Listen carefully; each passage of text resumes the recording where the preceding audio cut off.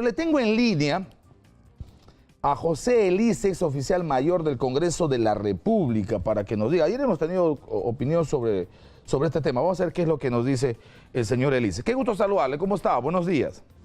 ¿Cómo está? Bueno, gusto escucharlo. De igual manera. Sí, bueno, en principio yo estoy de acuerdo con lo que acabo de escuchar que usted ha dicho. Sí.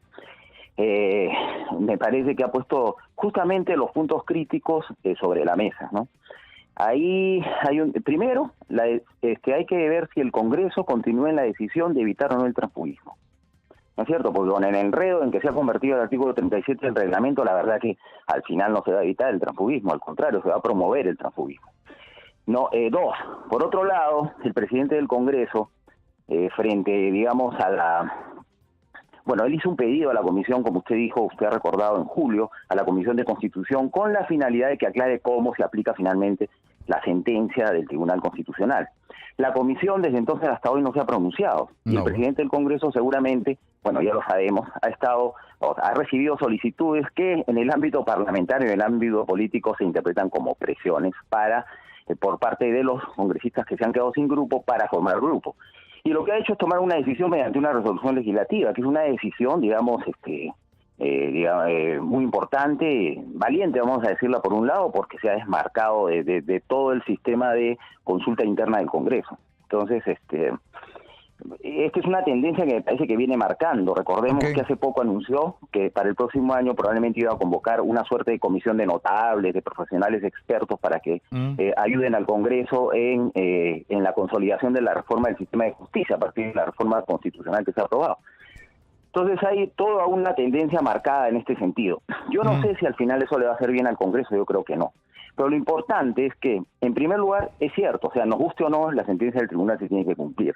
A eso se llama institucionalidad. Ya, pero ¿qué cosa se cumple? El asunto es que cumplimos, porque uno lee la resolución. Usted ha anotado algo que es fundamental y que impide, si es que no hay una aclaración, la aplicación de esa sentencia, que es lo siguiente. ¿Qué cosa es una disidencia por conciencia? ¿Qué es una disidencia por conciencia? La disidencia por conciencia yo siempre la he visto como, por ejemplo, ¿no? Supongamos que uno se integra a un partido, ese partido está en contra de la pena de muerte. Entonces uno entra porque también está en contra de la pena de muerte.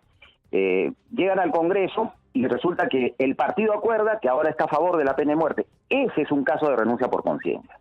Con el aborto, temas, por ejemplo, no sé, que tengan que ver con la opción sexual, y esas cosas críticas de los derechos humanos que llegan, digamos, a una determinación que se llama determinación de conciencia, es decir, es algo contra lo que incluso en algunos países, y acá en el Perú también, los partidos o las organizaciones políticas han anunciado que dejan en libertad. Pero la conciencia, pero señor Elise, la conciencia, y creo que ahí hay un tema que hay que darle la razón a ambos grupos, ¿no? O sea, sí, yo creo que tiene razón en parte Salaverry por lo que ha hecho, pero creo que el Fujimori tiene razón también en parte cuando dice que aclarar ese asunto. Cuando alguien me dice conciencia, me lleva al nivel personal. Sí, claro. O sea, por supuesto. O sea, ¿cuál es la conciencia de Fuerza Popular? ¿Cuál es la conciencia del APRA? O sea, no sé si hay un ente que tenga conciencia, no hay un partido que una estructura orgánica que tenga conciencia. Un partido, una institución, un ente, una estructura pública o privada, una empresa. La conciencia es individual y es en función de mi conciencia, de mi formación, de mi educación, de mi visión, que la tengo o no la tenga. Es una decisión individual tomada, digamos, en una situación límite, justamente donde ya mis principios, mis valores se ponen en juego, y en ese caso yo decido por razones de conciencia, porque mis principios y valores están en juego y yo no estoy dispuesto, digamos, a votar o a adoptar un acuerdo que vaya en contra de esos principios y valores que son personalísimos míos. Entonces renuncio por razones de conciencia. De eso se trata. Pero por otro lado, eso es un boquerón, ¿no? Eso es un boquerón. O sea, lo que está dejando el tribunal es un boquerón, porque para mí mañana, insisto, una mentira va contra mi conciencia. Una grosería va contra mi conciencia.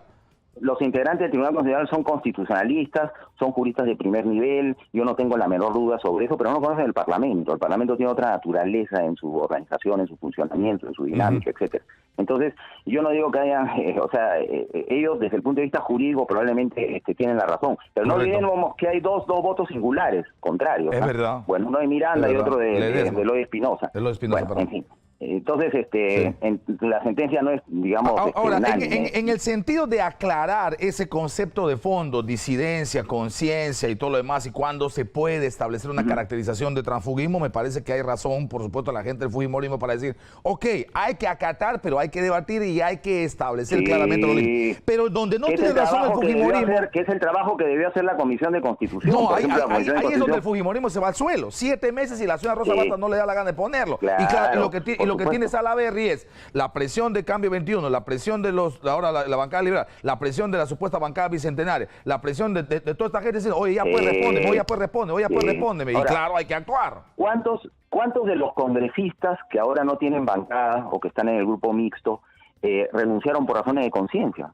¿Acaso en sus cartas dicen renuncio por razones de conciencia? Habría que revisarlo, ¿no es cierto? O sea, hay muchas cosas por hacer, pero lo más importante es que a cualquier parlamento del mundo en este tiempo el transfugismo y la diáspora de los grupos le hace mucho daño. Es decir, el parlamento de hoy se basa, la fortaleza política del parlamento de hoy son los grupos parlamentarios, sólidos y coherentes. Sí, yo entiendo llevan eso. un mensaje claro a la ciudadanía. O sea, yo entiendo, pero ¿sabes qué pasa? Que a este Congreso le falta inteligencia. Voy a poner solo 2 ejemplos. El del transfugismo. O sea, todo el mundo sabe que esa es una enfermedad gravísima y que por supuesto está contra la institucionalización. Hay que buscar barreras. Y lo que han hecho es intentar resolver el transfugismo atentando contra derechos fundamentales del representante.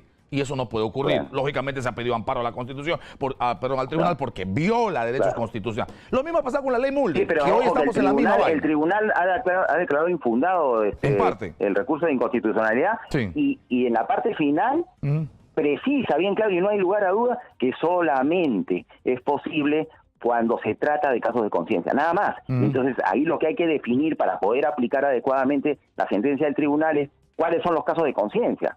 Qué complicado, qué complicado. Es que eso es. Eso lo ha debido hacer la Comisión de Constitución, como cuando nos encontramos no como santa palabra, sino como insumo para que el Pleno decida. Claro, es como cuando nos encontramos con Pedro Pablo Kuczynski y el tema de la vacancia por incapacidad moral permanente, ¿no? ¿Cuál es la incapacidad moral permanente? Claro. Lléname ese vacío, lléname ese agujero negro. Ahí puede entrar todo, ahí puede entrar el país entero en ese agujero. Bueno, en fin. Bueno, por ejemplo, la incapacidad se puede definir como la violación constante de los principios éticos públicos. Pero eso hay que definirlo. Pues. Pero eso hay que definirlo. Exactamente. Eso es lo que falta, definir. Correcto. ¿No? ¿Cuál es la salida? ¿Qué salida ve usted como ex oficial mayor del Congreso? ¿Cuál debería ser la salida en la que gane el país? No gane Letona, no gane Luz Salgado, no gane Salaverry, no gane Vizcarra, gane el Perú. ¿Cuál es la salida de todos? Que se acuerde volver al procedimiento que se debió hacer. La Comisión de Constitución debe debatir de manera especializada eso. Sí.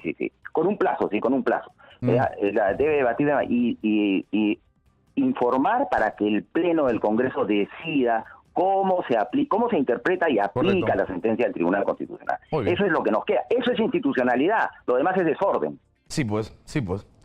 José Elise ha estado con nosotros, ex oficial mayor del Congreso, aunque lo que ha hecho Salaverry es que esto es irrevisable. Gusto saludarle, muchas gracias, muy gentil. De igual manera. Gracias.